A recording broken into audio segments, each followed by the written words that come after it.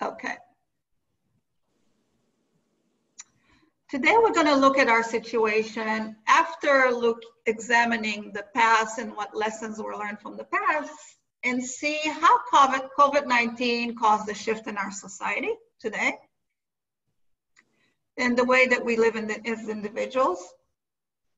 And then we're going to kind of dream, project into the future, and see what positive changes in our society might result from it, and what of these changes can be permanent and what will be fleeting. So I wanted to begin with a story from our tradition that kind of illustrate the point of what we're trying to accomplish today. So I want you to listen well if you can. There will be questions after, but no test. Okay.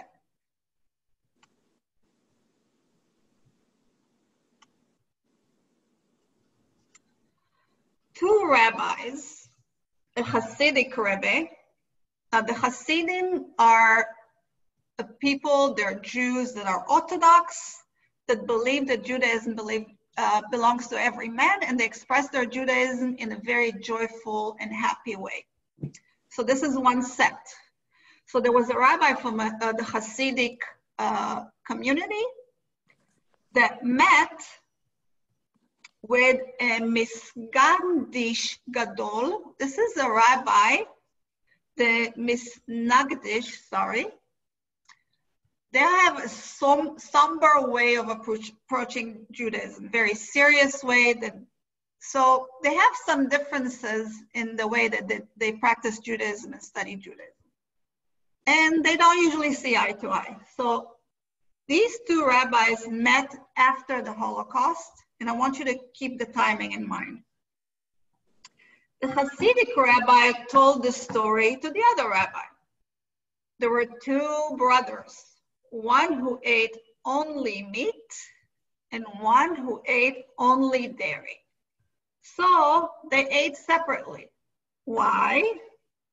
The Jews don't mix meat and milk, right? Times were hard, and these two brothers got poorer and poorer until one could not afford the meat and ate only vegetables, and the other one could no longer afford the cheese and ate only vegetables.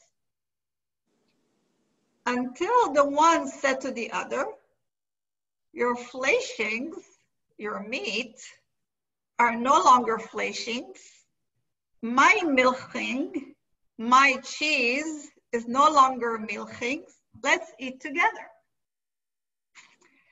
And the rabbi said to the other rabbi, after telling him the story, your misnagdus, the way that you do things, is no longer misnagdus, and my hasidus, the way I do things, are no longer hasidus. Let's eat together. So I want you to mute yourself. I'm going to ask you a couple of questions. How do you think the story relates to the topic? Things change. Somebody spoke. Who was that? Okay, Amy. Hi, good morning. Well, many of the things that we did don't really matter anymore. If you take at a concrete example of college admissions, SAT and ACT scores were waived. They didn't have enough grades from the last semester to determine upcoming fall semester placement. Just so there are things that just don't matter anymore, and we have to come together on the things that we have in common and that do actually matter. Fantastic, fantastic. Anyone else?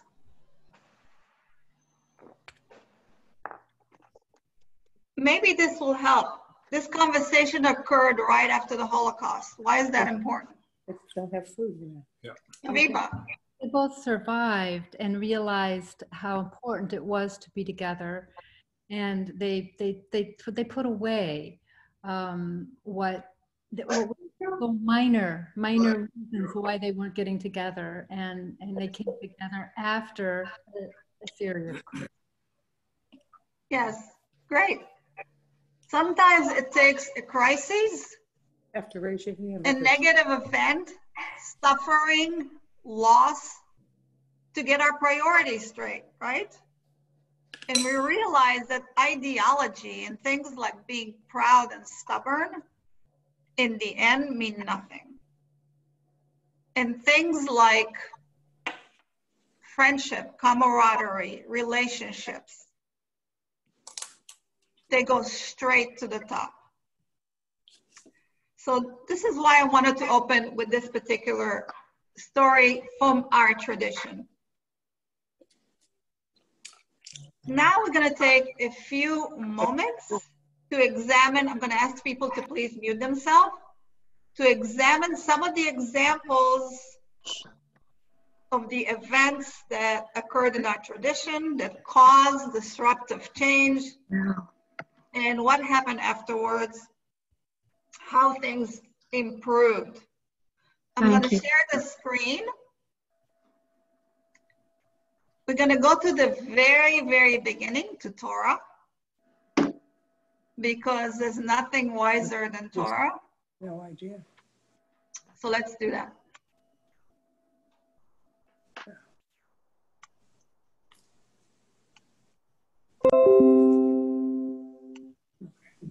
What?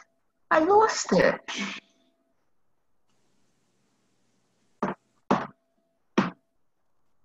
Sabrina, someone has their hand up. I can't tell who it is, though.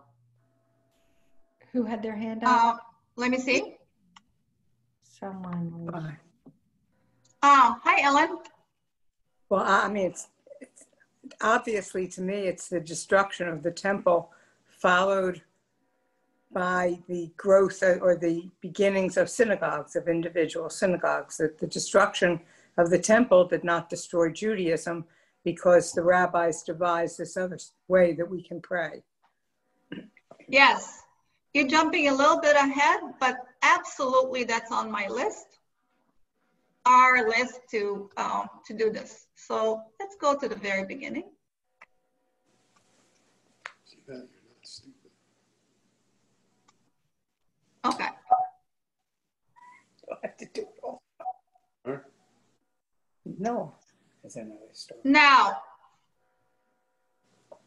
I wanted to talk to you about a recurring theme in the Torah, and that's the theme of chaos and turmoil is a precursor to revelation, understanding, revelation, and redemption, things getting better.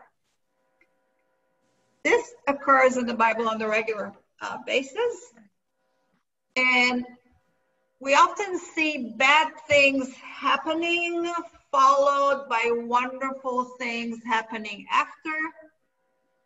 This is an optimistic way to view the world, but this is a way that I choose intently. And also, because we're dealing with faith, it's important to be optimistic, right? Yes. All right, so I'm going to read you the very first two sentences of the Torah.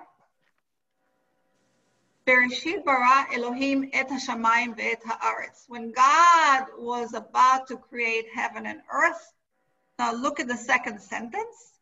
Ve'haaretz hayta tohu vavohu ve'choshech al pnei tehom ve'ruach Elohim merachefet al hamayim.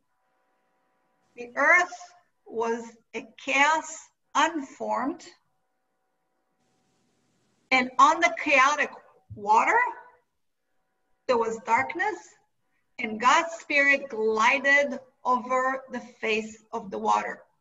So what is this describing? It's describing the very first, the beginning of humanity according to Jewish tradition, forming on the earth. And we all know what good came out of the chaos, right?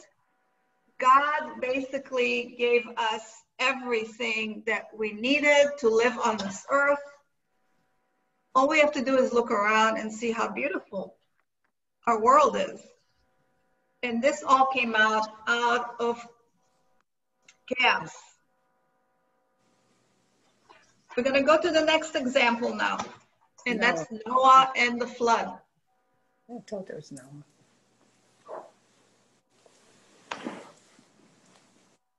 Can someone read 5, 7, and 11? Can I have someone help?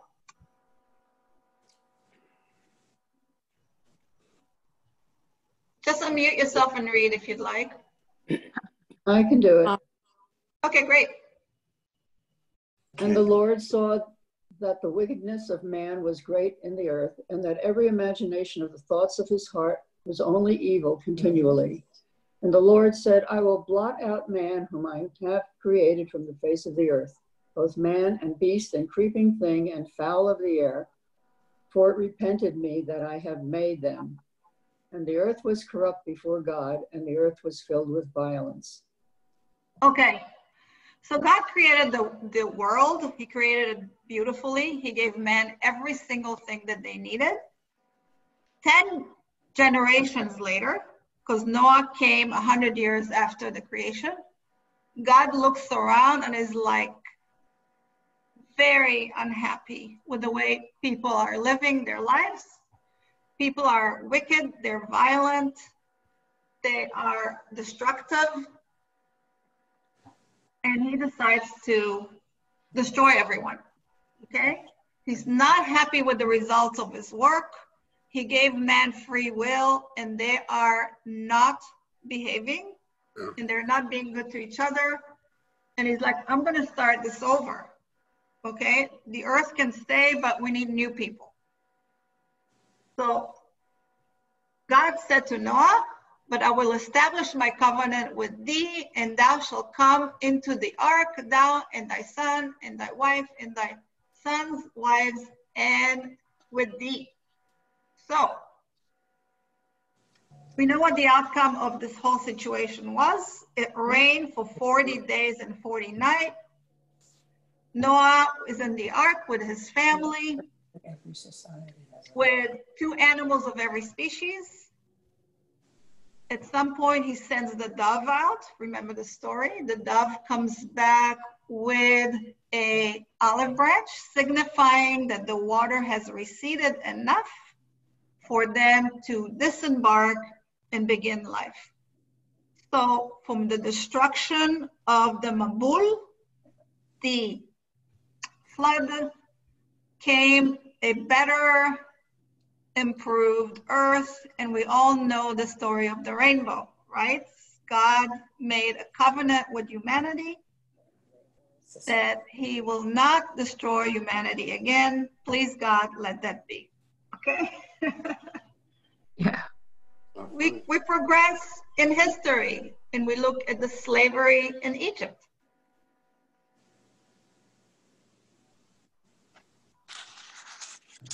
The Bible tells us that our ancestors were slaves in Egypt for 400 years. After much suffering and bondage, this was a devastating event in ancient Jewish history. God frees them under the leadership of Moses. They travel in the desert for 40 years. There's a lot more suffering. They don't have water. They don't have food. But they're traveling towards the promised land. She's putting me to sleep. And what was gained from this? Not dynamic. The Jews, the Israelites gained freedom. Yes. And the people who do that. They received the revelation. What does that mean? The receiving of the Torah and renewed faith. They knew how to live their life day by day by receiving the Torah. They received the land that was promised to their ancestors, to Abraham. and they gain unity as the chosen people.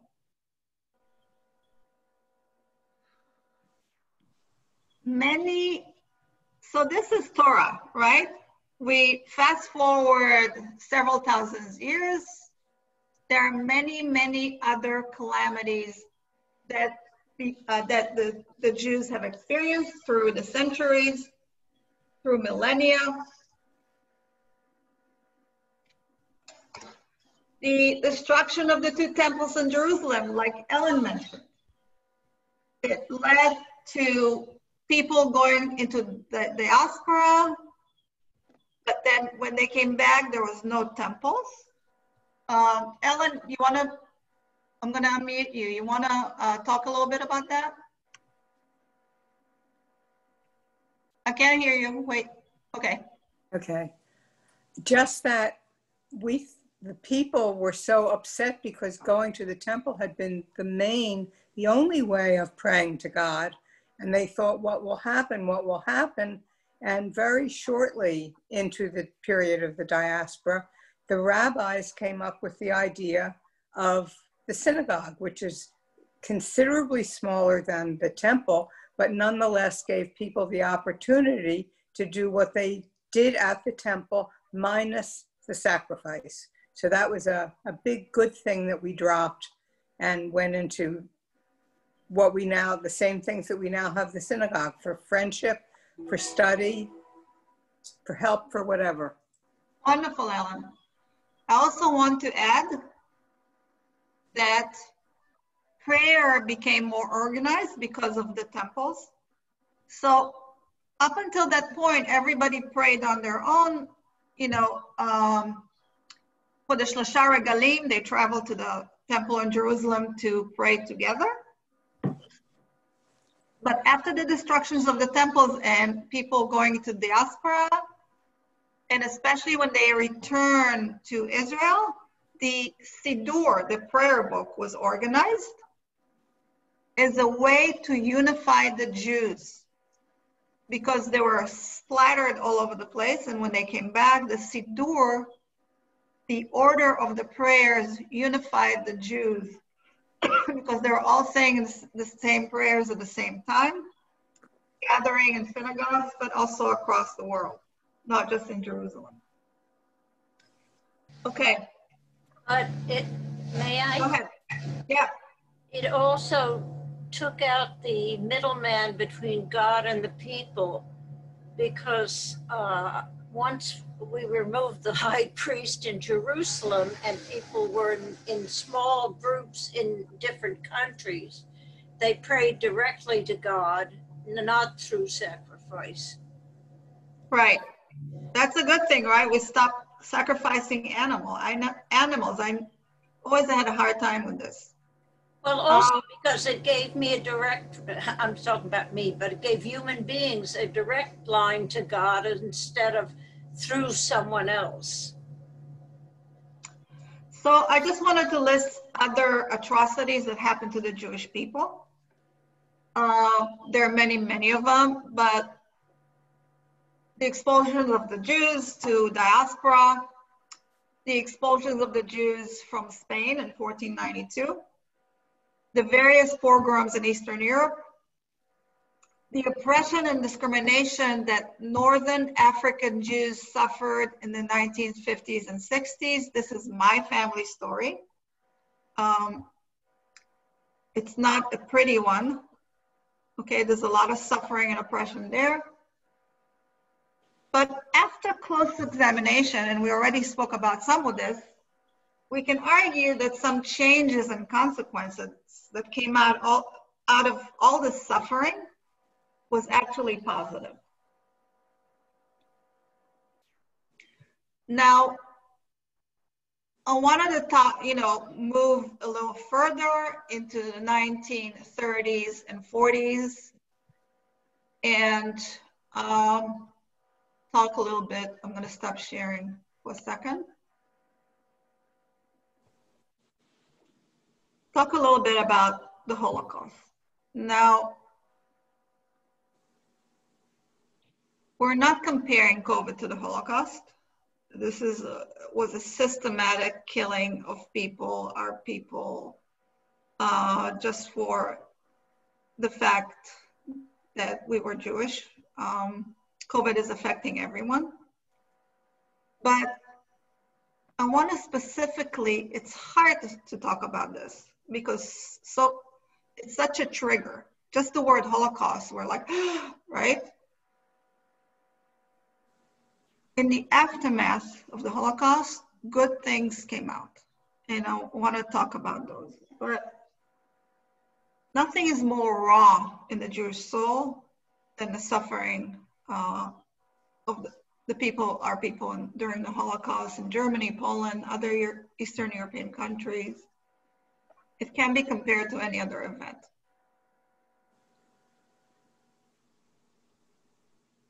We feel sorrow, we feel horror. Every year when we observe Yom HaShoah, rightfully so, and every small act of anti-Semitism is a trigger, I think, to the Holocaust. So when we had swastikas painted on our temple, this is the first place we go to, right? Like anti-Semitism. We're being targeted again. We need to nip it in the bud. It can't go any further. And that's for sure. But I wanted to talk to you about some good things, never to compensate for it, but some good things came out of the Holocaust, and I'm going to share my screen once more.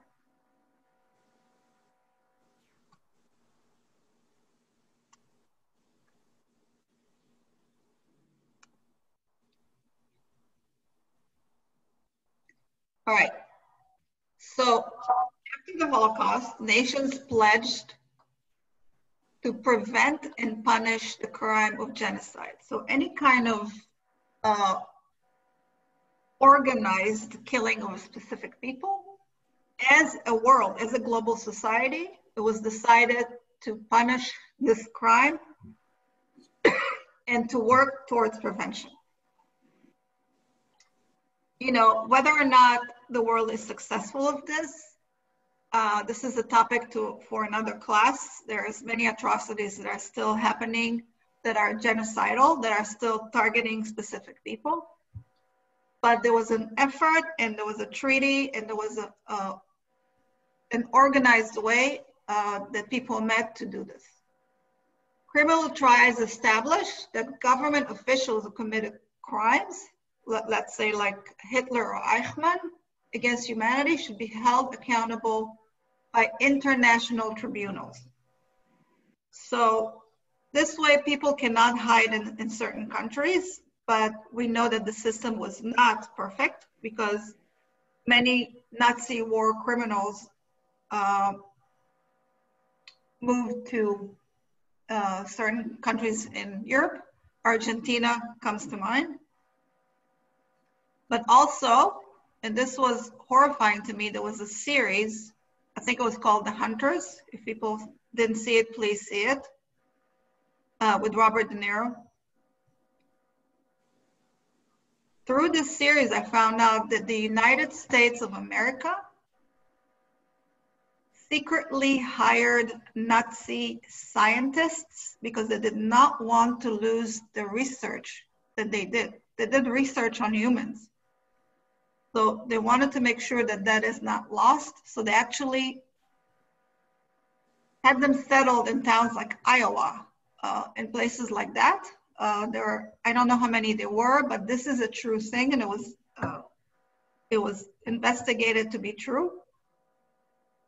Scientists were hired, Nazi, by the American government to live in certain remote areas for their, frankly, genius, their research, the research that they did that cannot be duplicated because it was done on humans. Okay, I'll get off my soapbox here. International protection of human rights expanded dramatically.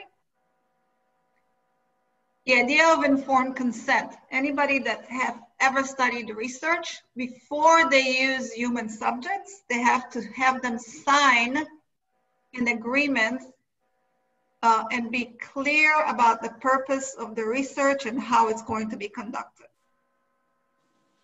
And then the protection of refugees were broadened. Not in the United States. Right, I'm talking globally. These are global efforts. I know it's, we have a problem with refugees, yes. There was a movement towards reconciliation between Christians and Jews. And I think we've came a long way here because it was unifying against the atrocities of what happened. And lastly, the closest thing to my heart that I'm very passionate about, the idea of a Jewish homeland gained urgency. Now, some people theorize that Israel was created because of the Holocaust. If you research it, it's not entirely true because Zionism started in the late 1800s. Tel Aviv University was already functioning in 1905. But after the Holocaust, the world Jews gained the attention of the world, and it was believed that the catastrophes influenced the establishment of the State of Israel on May 14th, 1948. Okay, so I want to go to our next subject. So we went from ancient history to more recent history of the Jews. And now we're going to look, and then we looked at the world. Now we're going to look at something that happened right here in America, 9/11. I'm going to stop sharing. I'm going to show a little video, fingers crossed. We're going to look at lesson learned from 9/11.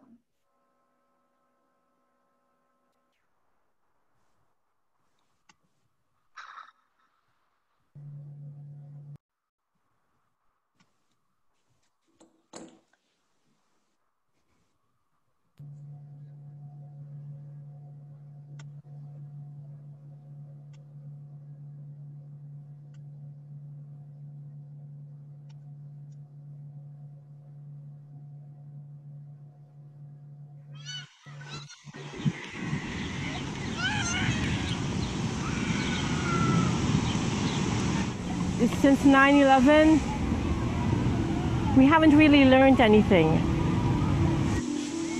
I just remember sitting there in shock and thinking about, is this what it's like to be at war?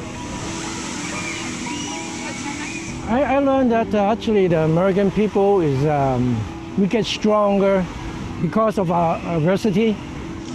When I travel to the little towns upstate, I see everybody have American flags. I mean, that's something, you know, you go by, you feel like, wow, we're all pulling together.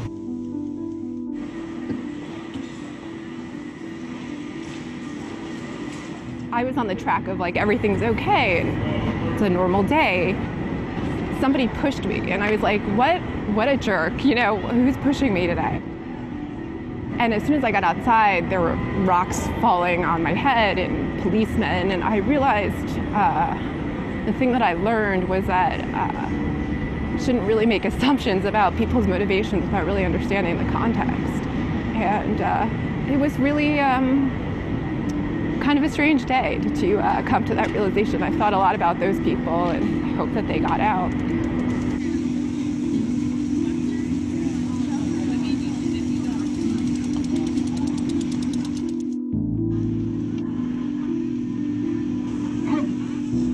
We're just as paranoid, if not more. And there's now a new face to like put our paranoia and fear, like, you know, Muslim population or the Muslim community. I just think we don't really know how to deal in a constructive and healthy way to tragic events like this. You know, our parents all remembered the day when Kennedy was shot. I think I understood for the first time the long-term impact of one event and the sort of power of memory.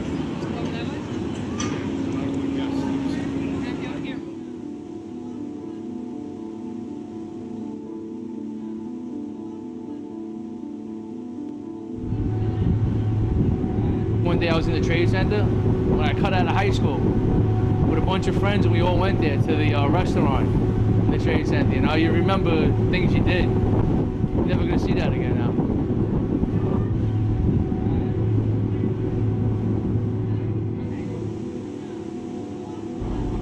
I was supposed to be down there that day. When I heard that the building fell, it really messed with me. And to come to find out who was behind it was another thing. I thought at first, like, that nationality of people could no longer be trusted.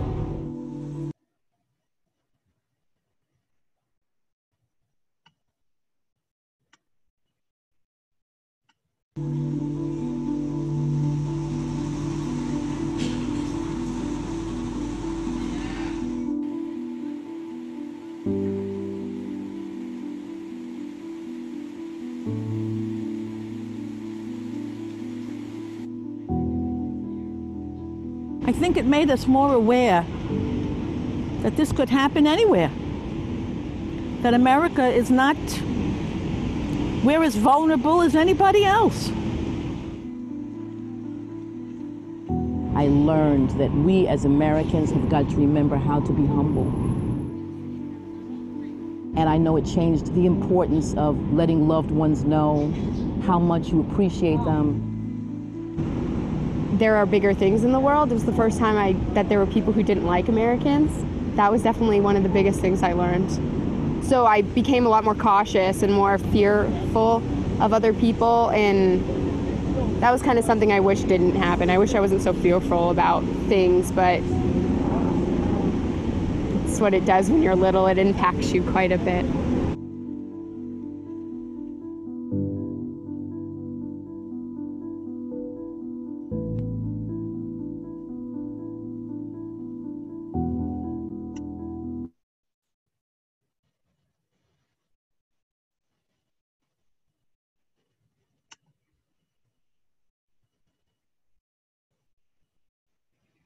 Okay, welcome back.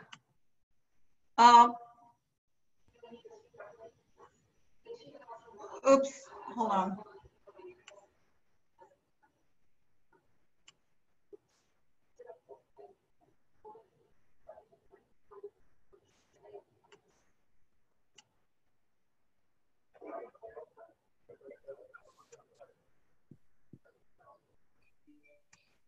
I don't know if I've...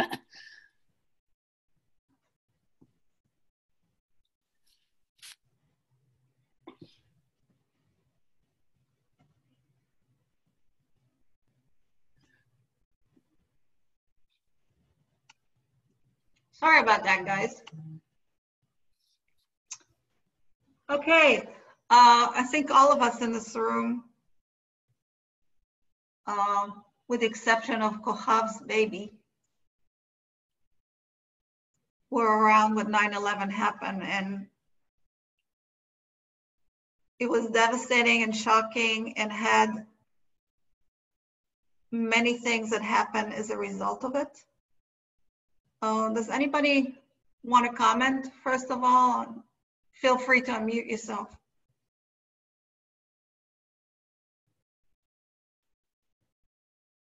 Yes.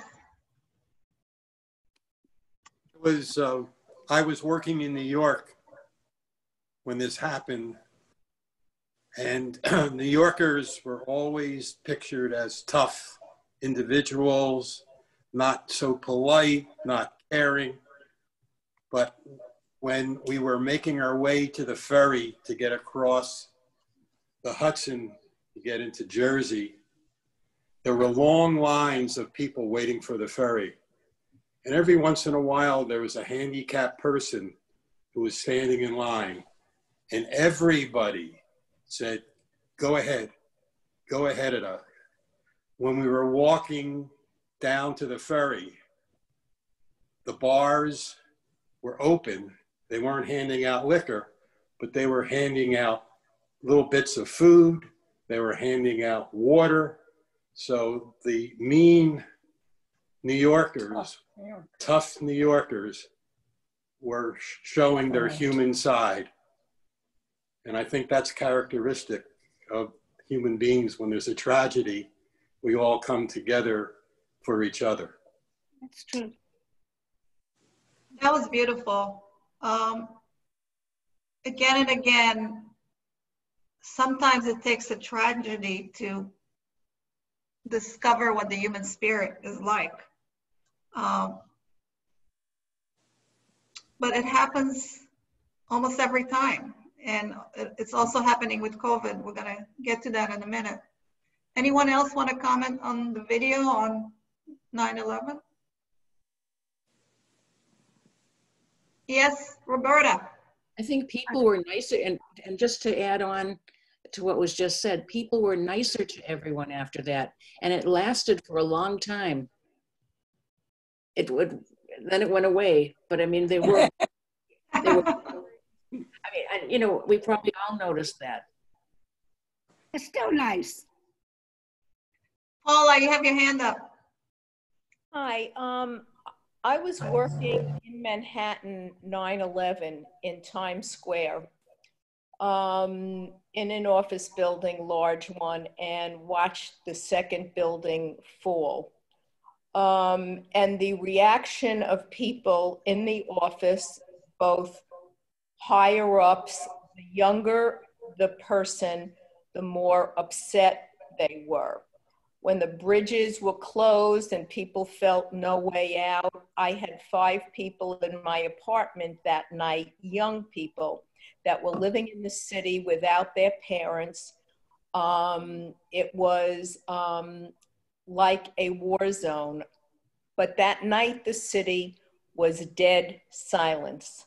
No ambulances, no nothing. And the ashes were flowing uptown past our office building in Times Square. And never has the city been quiet. So I lived downtown, walked home. It was very simple, but not everybody reacted in the same way. My boss ran out right away and didn't care about anybody. And our vendors called from the Midwest, California, what do you need? What can we do? How can we help you keep your business flowing? And that was the tone in the city. And I wish that there was more of that, particularly now in our country. Yes. Barbara, you have your hand up. Wait, I'm muting you. We can't hear her. Can you hear me now? Yeah. I'm a nurse, and I was working in New Jersey for a health department in the northwest part of the state, waiting for the people from New York to come on the trains, as was the police department, the health department. Everybody else went home. Northern New Jersey was very quiet as well. But the people who are now helping for COVID, the nurses and the first responders, were waiting, hoping people maybe not as hurt as the ones who we knew were dead, but hoping that some of the less hurt people could get onto the trains and get to New Jersey so we could take care of them. Wow. Yes, Marlise. As an immigrant like you, I felt like on September 11th, it's the first time America felt vulnerable, that we weren't in control of the world. We kind of had this superior feeling that somehow, because of our ethos, that we would never have anything bad happen to us. And then it happened, and we were all left feeling very vulnerable. Yes, for sure. Thank you. Everybody's responding. Aviva, you wanted to say something? So my husband and I, the day after 9/11, we were studying in the basement of a little synagogue in Chicago. And this rabbi told us to listen to our hearts, that what we felt that day and the next day would be real, and to remember it because our hearts would close again. And it's exactly what happened. After a while, you got back to normal, and but it was like everyone was caring for each other and hugging each other and making it through that time. Aviva, your rabbi was so wise. When I think about bad things, in a way, there are opportunities to reflect and assess and prioritize. And yeah, someone else had their hand up. Oh, here, unmute yourself. Carol, I can't hear you. Who? I don't know. There's some music. I was trying to help Carol.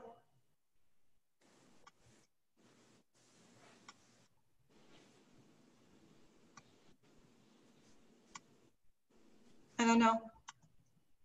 Not successful. Oh, here we go. Hi, Carol. I can hear you now. That's Diane. What? It's Diane. Oh, Diane, I'm sorry. I didn't know if you could. Well, no, because it says iBook and I forgot. I'm sorry. It doesn't matter. I wasn't there then, but I was there within a week. And I met, and I still have pictures, but I can't find them, of course, and talked for many hours to a fireman who was part of and survived that day. And he was still cleaning up, and you could smell, there's stuff still all over we walked down and we could sign our names at the church. We could sign our names on pieces of paper to put a makeshift bulletin board. And then when he talked, he wanted me to, I asked him if I could take his picture. I'll find it. And he was all dirty. He said, I'm all dirty. I said, who cares? And you're wonderful. And he said, this is reality. And he told me that. And I have to do what I have to do. And I thought, as we're going into 2020, and they're trying to take away our voting, and they're trying to take away our post office, where everybody had, look at the mail that they lost, and papers and all this important thing. But now we have no excuse for them except to try to rig the election that Orange Head is doing, and he's taking away the U.S. Postal when there's medicine, there's other things other than his damn, as he calls them, absentee ballots. Okay, but they mail by, vote by mail. Diane. Anyway, I think that we have got to stand up and really start fighting for that kind of survival also. Okay, for the sake of time, because I don't want to keep you much past lunch, you're gonna get too hungry on me. I want to look at the aftermath of 9/11. Which city and state did the best job with coronavirus? It's New Yorkers. Yeah. It's a tough place to live, and they all. Okay. Guys, I can hear talking. Can you please mute? All right. So these are some of the things that are how life changed, right?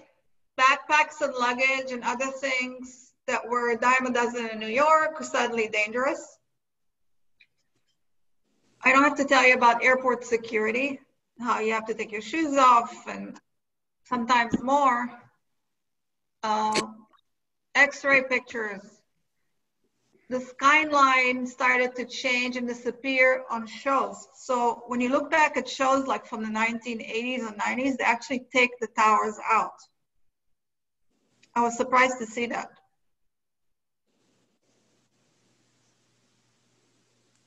This is an unfortunate thing that came. Hate crimes and Islamophobia affected people of Middle Eastern descent and Muslims.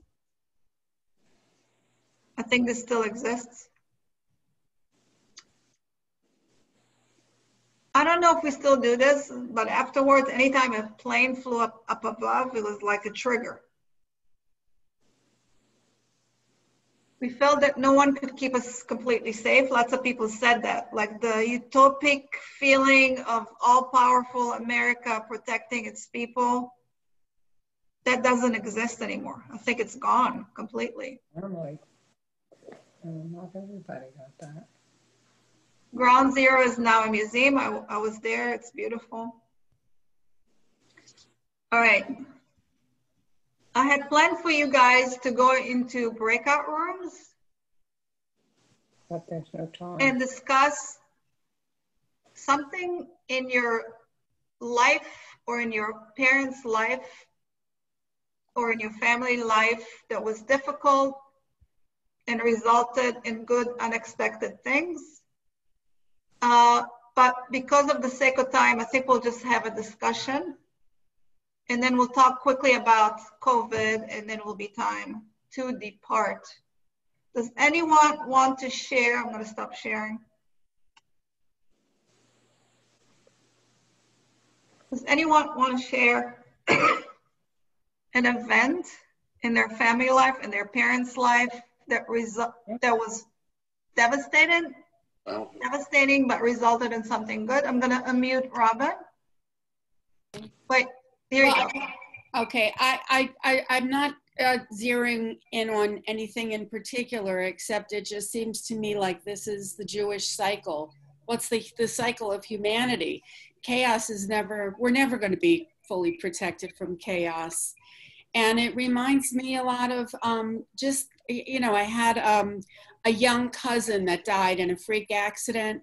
And I remember my mother, you know, taking me upstairs and telling me, and I was like a young teenager, and she said, this, you know, this is what's going to make us think about things that are important.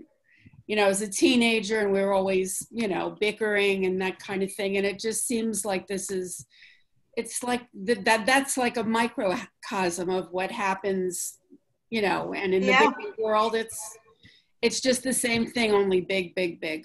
That's all. Yeah. Anybody else want to share?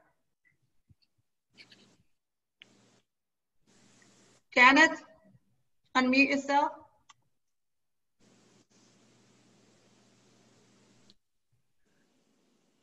Okay, I'm unmuted, right? Yeah. All right, well, I just wanted to say that, you know, my family we're all Holocaust survivors, and me and my cousins and children and grandchildren just wouldn't be here. Sadly, the Holocaust was horrible, but my parents would never have met otherwise. And my cousins, you know, my cousins' parents wouldn't have met because they married people from different parts of the world. And it's horrible. But the fact is, I wouldn't be me. I wouldn't have had the same father. My parents were from different parts of Poland, and they were absolutely never going to meet. So it was, you know, it's something to think about because it's so strange. Such a horrible thing resulted in our family, you know, as it is, and my children, and it was a wonderful marriage that my parents had. So that's it. And fascinating. It's fascinating to think who you would have been if your history was different. You probably would be still living in a shtetl in Poland. Somewhere, yeah. Anyone else? I'll do something. Okay. You want to unmute me? You're unmuted. No, I can hear you. Can you hear me? I think one of the great things that happened, not great, but wonderful things that changed my life a great deal was my mother was from France, and they came. her whole family came out from Paris many years before. But my mother had open heart surgery in 1966 with the Bakey, was brand new. And then she had to have it again in 1981. And what I'm saying is, and she survived that, and she survived the one in 1981. And there were so many questions because I was the sole caretaker, what I had to do and how I had to treat it. And with this COVID-19, I feel that these are the questions that we have to answer, and we have to be prepared for what doesn't, the 24-hour period that you have no idea what's going to happen, what your decisions are being made. So I think it's science is still the answer to many, many things, and we have to be ready for it. With a window because nobody can visit in the hospital. So somebody needs to mute, I don't know. Thank you for that, Diane. For the sake of time, I'm gonna go to kind of recap things. So I'm gonna share the screen. Then we're going to look at things that came out of COVID, because now we're living in the middle of COVID and it's devastating all of us.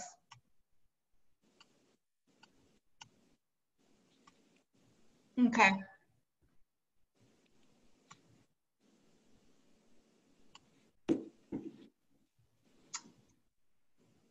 These are some of the positive things that I felt came out of COVID. We have more time with our family. And when I say that, I mean our bubble, the people that we're either living with us or close by. We've discovered more time in nature. I know I did, in open spaces, because we can't be inside because that makes us sick. The environmental benefits are really interesting. Studies have shown now that more birds are being hatched. Yeah, like the wildlife population has increased because humans are not disruptive and as much and not so destructive with buildings and you know, cutting down trees and things of that nature. A big, huge one is a reduction in air pollution. We're not driving around, we're not flying, okay? The emissions have been reduced at least 50%, and it's measurable now in our environment. Wouldn't it be wonderful if we can find a way to continue that, right?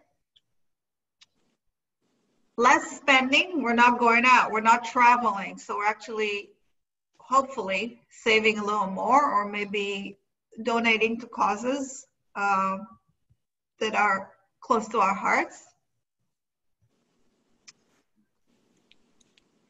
We are establishing personal priorities. We're taking pause and looking inward into what's important to us. Gmilut Chasadim, acts of loving kindness. I know that I can tell you that I've been the recipient for many of those. Randomly, my neighbor fixed my bird feeder without me asking or knowing. One day it's like one day it's broken, the next day it's in perfect condition, and he did it without even telling me. And that was so touching. I hope that we can continue to be kind to each other like this. I want to wrap it up now because it is 12.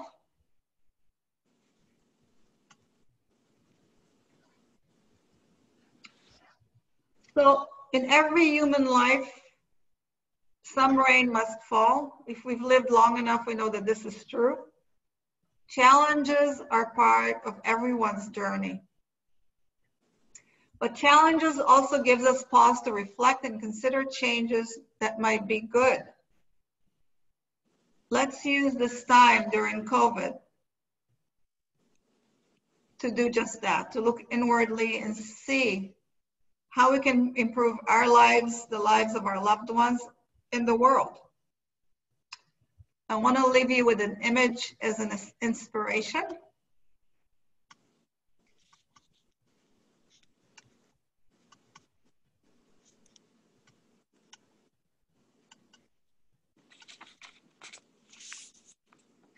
Okay. Here we go.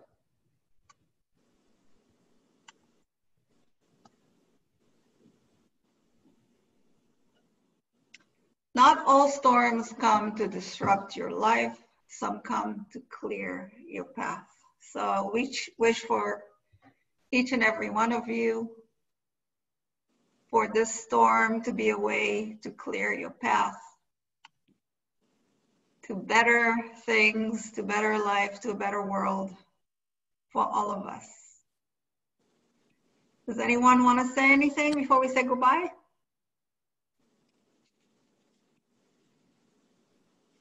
Yes, Diane.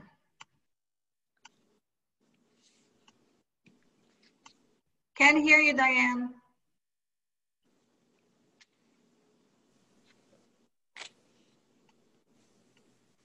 It's a great pleasure, thank you, to be part of your wonderful, wonderful program, plus all the things that you've done with the temple and the temple itself. It has completely changed my existence within the temple.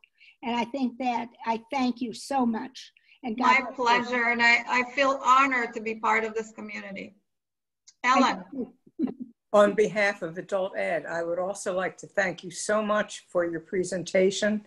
It certainly made us think and brought to light many things that we may never have thought of without it. So thank you so very much. Thanks, Ellen. Thanks for the opportunity. Thank you, Sabrina. Thank you. Thank you. Thank you. Thank you. Thank you. Thank you, Priya. Beautiful. Thank you for sharing your babies with us today, Priya.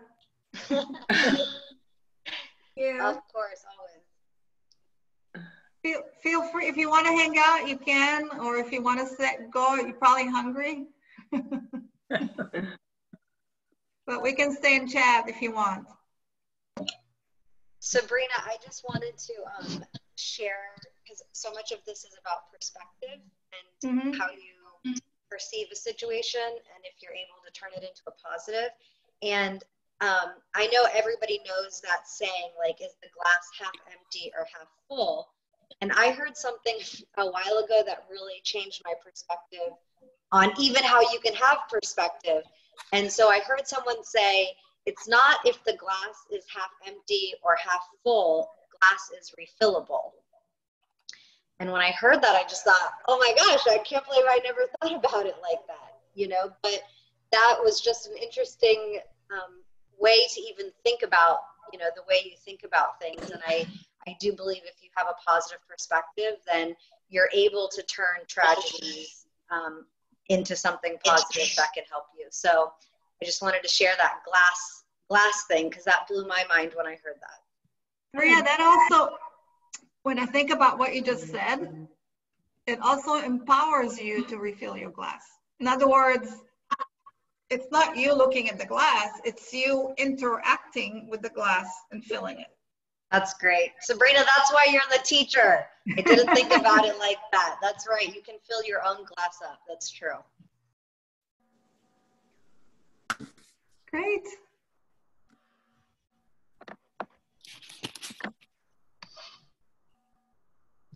Can you? Yeah. Can you put your wonderful closure about the path back on again and the storms? Oh, sure. You want to see? I want to see it again. I think others did too. It came so fast. It's beautiful. All storms Get off. Is that okay? come to disrupt. Thank you. Sure. I hope everyone has a great afternoon. I'll have to, and if you want me to do a class on a specific topic, I love to learn. This is why I teach, right? So send me some ideas. I'd love to explore some ideas with you. Good. Thank you. Bye, everybody. Mwah. We'll see you at temple, virtual temple. Okay. Bye. Bye. Bye, Barbara. Thank you. You're welcome. Thank you.